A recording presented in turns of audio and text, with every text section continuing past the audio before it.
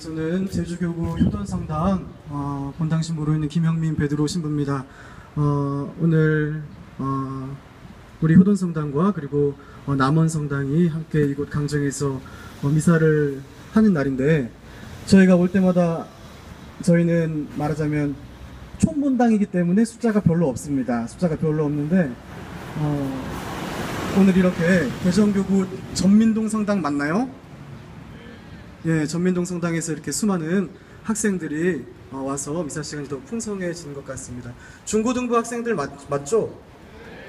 예, 저희 본당은 중고등부가 참고로 20명인데, 예, 전민동 성당은 중고등부 학생들이 거의 70명 정도 되는 것 같아서 너무나 부럽습니다. 그리고 아까 부제님한테 잠깐 여쭤봤더니 전민동 성당에는 부제님 한 분 계시고 그리고 신학생, 학사님들이 3분이나 계신답니다. 그래서 예, 너무나 부럽습니다. 그래서 오늘 여러분들 아마 신앙학교 차원으로 이렇게 강정에 방문하신 것 같은데, 더운 날 고생스럽겠지만 오늘 이 시간들 통해서 우리 삶에서 소중한 가치들 마음 안에 잘 자리매김할 수 있는 그런 시간 될 수 있으면 좋겠습니다. 예, 극장에서 이제 간만에 제가 영화를 한 편 보고 싶습니다. 근데 극장에 영화 한 편만 하는 것이 아니라 여러 영화가 하죠. 여러 관에서 여러 영화들이 동시에 상영되는데, 이 수많은 영화들 가운데 제대로 재밌는 영화를 골라보고 싶습니다. 여러분들 같으면 무엇을 보고 영화를 선택하시겠습니까? 뭐 평점을 볼 수도 있고 아니면 이미 영화를 본 사람들이 남긴 리뷰를 볼 수도 있겠죠. 근데 어쨌거나 그거에 앞서서 필수적으로 아마 많은 분들이 보는 것은 무엇이냐면 예고편입니다. 예고편. 영화 본편을 바로 보는 것이 아니라 예고편을 먼저 보면서 이 영화를 볼 것인가 말 것인가 이제 결정하게 됩니다. 예고편을 만드는 이유가 무엇이겠습니까? 사람들로 하여금 이 영화를 선택해서 그 영화를 보러 가도록 짧은 시간에 지루한 장면들은 다 빼고 그 영화의 가장 그 수많은 장면들 가운데 가장 임팩트 있고 매력적인 장면들을 뽑아내서 짧은 시간에 보여줍니다. 오늘 우리가 들은 복음은 3명의 제자들 앞에서 예수님의 모습이 새하얗게 빛나는, 그래서 하느님의 아드님이신 예수님의 진면목이 잠깐 드러나는 장면을 보여줍니다. 영화로 따지자면 오늘 주님의 거룩한 변모는 예고편인 셈입니다. 영화의 예고편이 우리로 하여금 영화를 선택하고 그것을 보러 가도록 초대하는 것처럼 오늘 주님의 거룩한 변모 또한 우리로 하여금 무언가를 선택하고 선택한 것을 행동으로, 삶으로 옮기도록 초대하고 있습니다. 스승님, 저희가 여기에서 지내면 좋겠습니다. 저희가 초막셋을 지어서 하나는 스승님께, 하나는 모세께, 또 하나는 엘리야께 드리겠습니다. 예수님 안에 드러난 하느님의 영광을 보고 엉겁결에 자기도 모르게 튀어나온 베드로의 제안입니다. 온갖 삶의 무게가 짓누르고 있는 현실로 돌아가지 말고 여기에 머무르자고 제안하는 것입니다. 고생스럽고 따분하게 반복되는 일상보다는 달콤하고 평온한 특별함을 좋아하는 우리의 경향으로 볼 때 공감이 가고 어떻게 보면 당연한 제안인데, 하지만 이것은 말하자면 짜릿한 예고편만 보고 정작 봐야 할 본편은 보러 가지 않겠다는 격이나 다름없습니다. 사실 오늘 주님의 거룩한 변모에 대한 이야기 앞에 놓인 대목은 예수님께서 당신의 순환과 죽음에 대해서 첫 번째로 예고하시는 장면입니다. 그 장면에서 베드로가 예수님께서 내가 순환을 받고 죽임을 당할 것이다 라고 이야기하자 베드로가 예수님을 꼭 붙들고 안 됩니다, 그런 일이 있어서는 안 됩니다 하고 반박하기 시작합니다. 그러자 예수님께서 베드로를 호되게 꾸짖으시는데 뭐라고 꾸짖으시냐면, 사탄아, 내게서 물러가라. 너는 하느님의 일은 생각하지 않고 사람의 일만 생각하는구나 라고 호되게 꾸짖으셨습니다.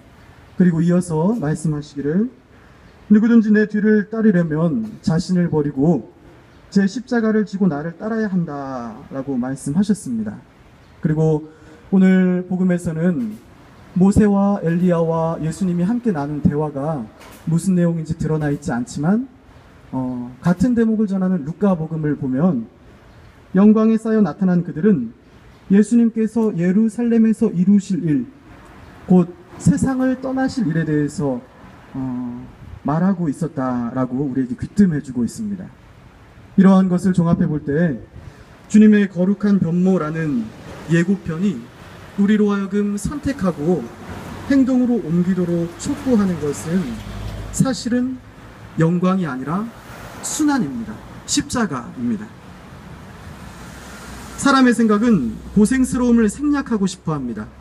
지루함을 건너뛰고 싶어 합니다. 순환을 거치지 않고 영광에 도달하려고 합니다.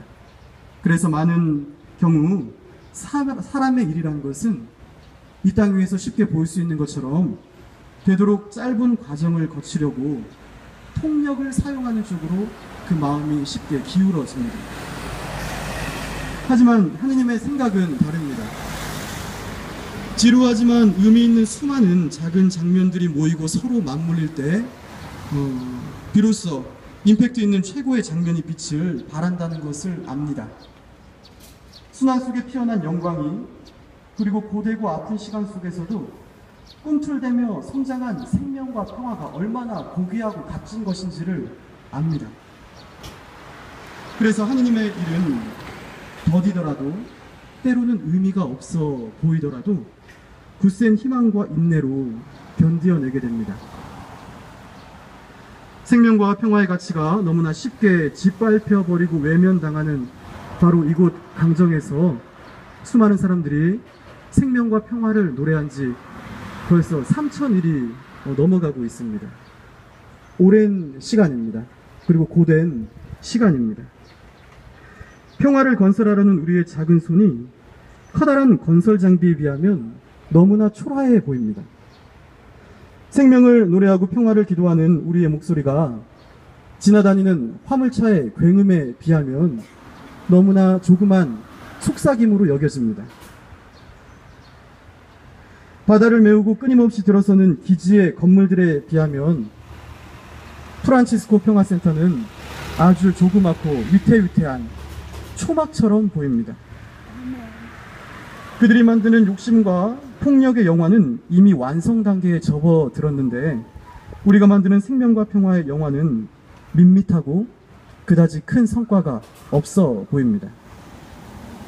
하지만 이러한 때일수록 우리는 값싸고 얄팍하고 왜곡된 영광에 머물기 위한 성급함과 폭력의 천막을 걷어내야 합니다.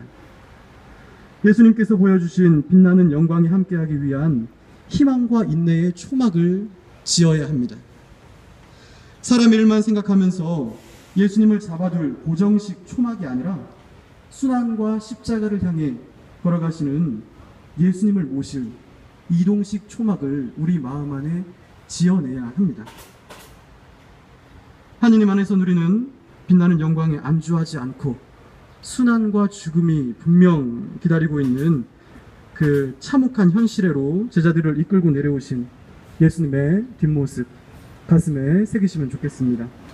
그리고 이 땅의 부조리한 어둠의 현실들을 주님께서 당신의 빛나는 광채로 환히 비춰주시기를 이 미사 중에 함께 기도할 수 있으면 좋겠습니다. 잠시 묵상하겠습니다.